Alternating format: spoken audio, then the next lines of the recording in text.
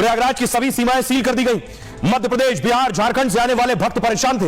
उत्तर प्रदेश के दूसरे जिलों से भी गाड़ियों की एंट्री बंद। प्रयागराज से सटे बॉर्डर पर 2 लाख गाड़ियां फंसी हुई हैं। कौशांबी, जौनपुर जैसी जगहों से लोग पैदल ही चल रहे हैं। यानी महाकुंभ के लिए 50 से 100 किलोमीटर तक लोग पैदल चल रहे हैं। अब देखिए अलग अलग शहर का हाल। वाराणसी में प्रयागराज जाने वाले सभी रूट पर बैरियर लगा दिए गए। महाकुंभ जा रही 40,000 गाड़ियां रोक दी गई। 200 से ज्यादा बसें घंटों से रास्ते में फंसी रही। प्रयागराज के रास्ते 20 किलोमीटर लंबा जाम लग गया। चित्रकूट, प्रयागराज से चित्रकूट सिर्फ 125 किलोमीटर दूर है, लेकिन 10 से 12 घंटे से भारी जाम लगा रहा। 10-12 घंटे एक्सप्रेसवे पर 10 किलोमीटर लंबा जाम लग गया। प्रशासन ने कहा 4-5 दिन के लिए हमने रास्ता बंद किया है।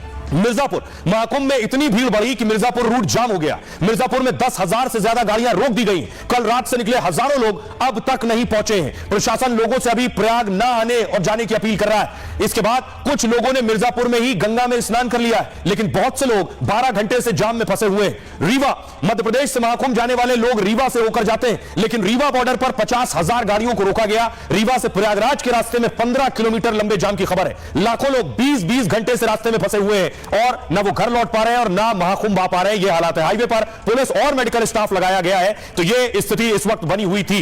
सुनिए जरा, जो लोग फंसे हुए रास्ते में, एक वो जो प्रयागराज पहुंच चुके हैं, संगम तक जाना है स्नान करने, लेकिन जो वो रास्ते में है प्रयागराज में एंट्री करने वाले हैं या उससे पहले अपने शहरों में कहीं बीच में हाईवे में फंसे। सुनिए लोग क्या कह रहे हैं।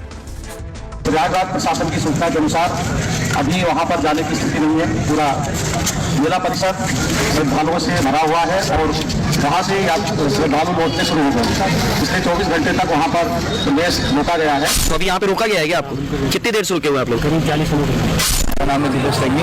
कहाँ से हैं आप? हम पुणे से आए। यहाँ भी चाक घाट बॉर्डर पर आप कितने घंटों से इंतजार कर रहे हैं? हाँ, 3-4 घंटे हो गए। 3-4 घंटे हो गए। अभी क्या उम्मीद लग रही है? उम्मीद खुल जाएगी थोड़े टाइम में, 1-2 बजे तक खुल जानी चाहिए। फोर्स उसके अलावा भी पुलिस बल को लगातार व्यवस्था बनाने लगा हुआ है कि लोगों का प्रयास है कि जितना जल्दी कोई यात्री उनकी प्रस्थान कर रहे हैं तो यहाँ उनको रिसीव करना होगा। अब भाई आपको बताऊं, ये जो भगदड़ मची, ये संगम नोज पर मची है। आपको दिखाने जा रहा हूं, जो लोग नहीं गए वहां तक, ये संगम नोज है क्या। ये जो तस्वीर आप देख रहे हैं, ये जो कर्व आप देख रहे हैं, यू कर्व जो आप देख रहे हैं, इसी को कहते हैं संगम नोज। संगम नोज, जहां संगम हो रहा है, तीनों नदियों का संगम हो रहा है, तीनों धाराओं का संगम हो रहा है, ये है वो नोज। इसलिए जो भी श्रद्धालु भक्त पहुंचता है उसकी कोशिश है कि जहां संगम हो रहा है वहीं पहुंच जाऊं, उसी नोज पर पहुंच जाऊं। ये आप देख रहे हैं जो यू बना हुआ है, जो कर्व है, इसी को संगम नोज कहते हैं। तो इस नोज की अहमियत क्या है, मान्यता क्या है, यही वजह है कि भगदड़ इसी जगह पर मची। जो लोग गांव शहरों से आए थे वो यही कल से रुके थे। उन्हें लग रहा था जैसे ही मौनी अमावस्या होगी यही नोज पर बैठे, यही डुबकी लगाएंगे और चले जाएंगे, इसलिए भीड़ वही नोज पर और ज्यादा बढ़ गई। लेकिन देखिए जरा इसकी खासियत क्या है। ये जो आप देख रहे हैं कर्व, ये आगे आप देख रहे हैं पानी, आपको नजर आ रहा है दोनों तरफ से पानी आकर मिल रहा है, यही है संगम नोज। महाकुंभ के दौरान संगम नोज पर भगदड़ मची है। प्रयागराज में ये संगम नोज आकर क्या है, आकार की वजह से संगम नोज नाम पड़ा है इसका। प्रयागराज में गंगा, यमुना और सरस्वती का संगम यहीं पर होता है। तीनों नदी का जहां संगम होता है वही है संगम नोज। गंगा, यमुना और अदृश्य सरस्वती का संगम होता है। यहां दोनों नदियों का पानी अलग अलग रंग में दिखाई देता है। यमुना का पानी जहां हल्का नीला होता है, वहीं गंगा का पानी हल्का मटमैला दिखाई देता है। जहां आकर यमुना नदी समाप्त हो जाती है और इसी स्थान पर यमुना नदी गंगा में मिल जाती है। इसी क्षेत्र को संगम घाट के तौर पर चिन्हित किया गया है और साधु संत और आम लोग यहीं आकर स्नान करते हैं। यहां पर स्नान करने का अधिक महत्व है। माना यह जाता है कि यहां स्नान करने से मोक्ष की प्राप्ति होती है और हर बार संगम नोज क्षेत्र को बढ़ा दिया जाता है। इस बार भारी भीड़ को देखते हुए इस क्षेत्र को और बढ़ाया गया। महाकुंभ में यहां हर घंटे 2 लाख लोगों के स्नान करने की व्यवस्था है। पहले यहां हर घंटे 50,000 लोगों के स्नान की व्यवस्था थी, लेकिन उसे बढ़ाकर 2 लाख किया गया। आइए अब आपको सुनाता हूं, सुनिए जरा साधु संत क्या कह रहे हैं। श्री धैर्यपूर्वक सब स्नान करें, ध्यान करें, जब तप करें। निश्चित रूप से इस कुंभ का, इस अमृत पर्व का जो अमृत है उसके भागीदार।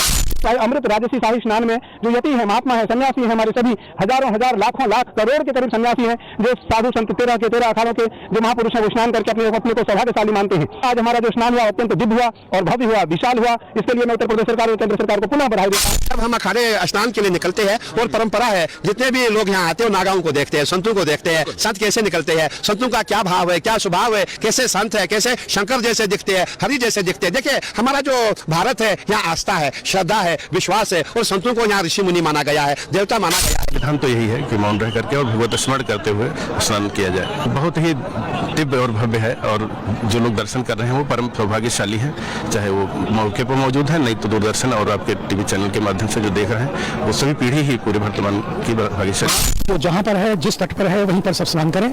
सामूहिक स्नान को हमने रद्द किया है, स्नान सब करेंगे, लेकिन अब जहाँ जगह मिले वहीं स्नान करें। अगर आप महाकुंभ जा रहे हैं, जाने की सोच रहे हैं, प्लान कर रहे हैं, तो जरूरी जानकारी आपको बताऊं कि भगदड़ से कैसे बचना है आपको। जब इस तरह की भगदड़ आए, ऐसे हालात बन जाए तो क्या करें।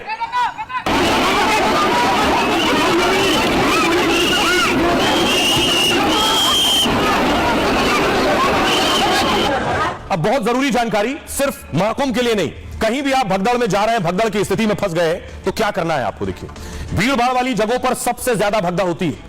महाकुंभ में तो श्रद्धालुओं की संख्या करोड़ों में है, ऐसे में भगदड़ जैसे हालात बनने लाजमी है।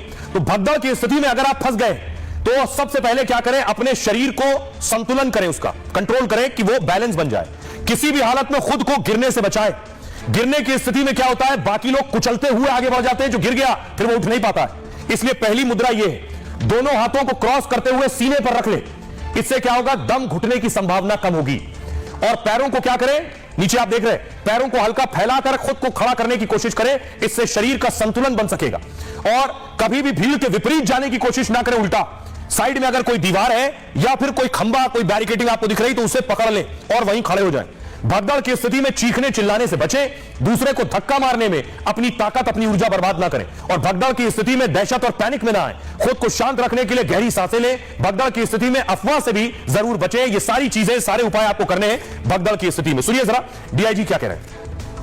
स्थिति ठीक है। आज जो सुबह घटना हुई उसका यद्यपि हम लोग अभी सारे कारण दिखा रहे हैं। जो आज की जो घटना थी संभवतः उसका कारण ये था कि पब्लिक का चूंकि प्रेशर बहुत ज्यादा था। आज कुंभ में 10 करोड़ का आंकड़ा जो पार हुआ है आने वालों का, तो भीड़ का प्रेशर इतना था कि किसी संभवतः गेट पे, चेंजिंग रूम की गेट से किसी के पैर टकराने की वजह से वो गेट गिर पड़ा और एक भीड़ के हिस्से पे गिरा, जिसकी वजह से पैनिक वहां पे हो गया और पैनिक पब्लिक पे जब गेट गिरा तो उसकी वजह से ये हादसा हुआ। अब सवाल ये